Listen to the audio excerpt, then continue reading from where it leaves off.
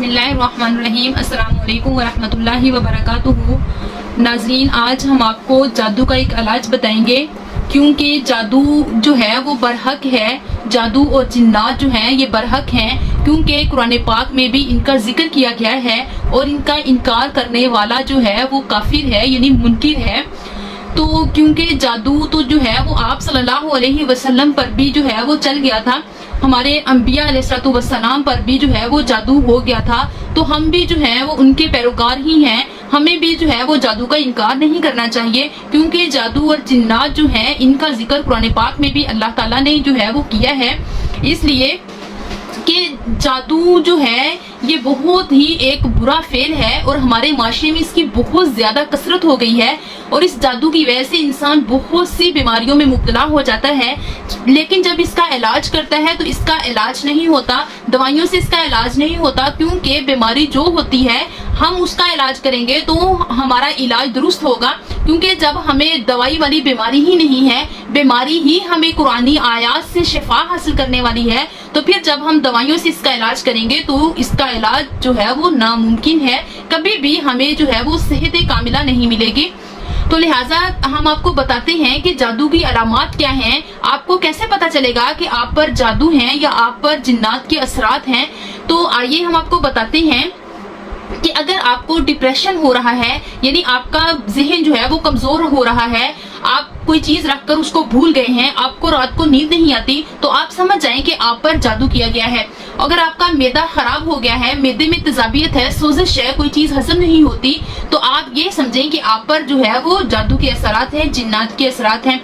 और तीसरी बीमारी जादू से कौन सी लगती है कि जिससे, और वो तीसरी ऐसी बीमारी है जिससे इंसान का जिस्म कमजोर होना शुरू हो जाता है, इंसान लागल हो जाता है और बेउलादी वाली बीमारियां उसके अंदर पैदा हो जाती हैं, और वो अंदर से उसकी हड्डियां खत्म हो जाती हैं और वो खोखला हो जाता है। तो देखें कि शयातीन जो हैं, शयातीन से ही जिन्नात पैदा होते हैं, क्योंकि इंसान ने खुद ही अपने अंदर शैतान और जिन्नात को पैदा कर लिया है। क्योंकि शैतान जो है वो हर गंदी जगह पर शैतान मुसल्लत होते हैं। क्योंकि जब आप गाने सुनेंगे, आप गंदी सोहबत में बैठेंगे, गंदे काम करेंगे, बुरी सोहबतें इख्तियार करेंगे, तो जाहिर बात है आप शैतानी अमल कर रहे हैं। आप सिनेमा में जाएंगे, आप बाजारों में फिरेंगे, तो फिर जो है ये शैतानी काम है, तो जाहिर बात है फिर शैतान आप पर मुसल्लत होगा। जब शैतान आप पर मुसल्लत होगा तो फिर वो शैतानी काम ही जो है वो जिन्नात की शक्ल इख्तियार कर लेंगे, जो आप पर मुसल्लत हो जाएंगे। तो इसलिए जादू और जिन्नात से बचने के लिए आपको अच्छी सोहबत इख्तियार करनी चाहिए, हर वक्त अल्लाह का जिक्र अज़कार करते रहना चाहिए, नमाज और कुरान पाक की तिलावत करते रहना चाहिए, ताकि ये जिन्नात जो हैं ये आपसे जो है वो आपका साथ जो है वो छोड़ दें। क्योंकि जो शख्स भी सुबह शाम मंजिल पड़ता है, जिन्नात उसके करीब भी नहीं जाते। अगर उस पर कोई जादू वगैरह का असर होगा तो वो भी खत्म हो जाएगा, क्योंकि जो है वो शयातीन से ही जिन्नात पैदा होते हैं।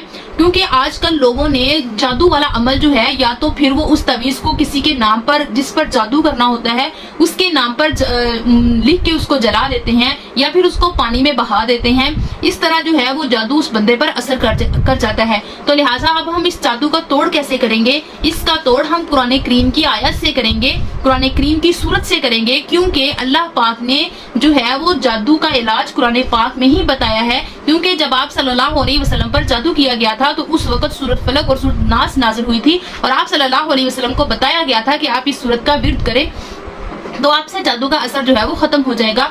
तो लिहाजा आप जादू का तोड़ करना चाहते हैं कि आपके ऊपर से जादू के असरात, जिन्नात के असरात खत्म हो जाएं, तो आप कुरान पाक की सूरत फातिहा को 41 मरतबा पढ़कर जो है वो पानी पर दम करके पिएं, तो इंशाअल्लाह जादू के असरात जो हैं वो बिल्कुल खत्म हो जाएंगे। अगर आपने हमारे चैनल को ज्वाइन नहीं किया तो आज ही आप हमारे चैनल को ज्वाइन करें। अल्लाह हाफिज।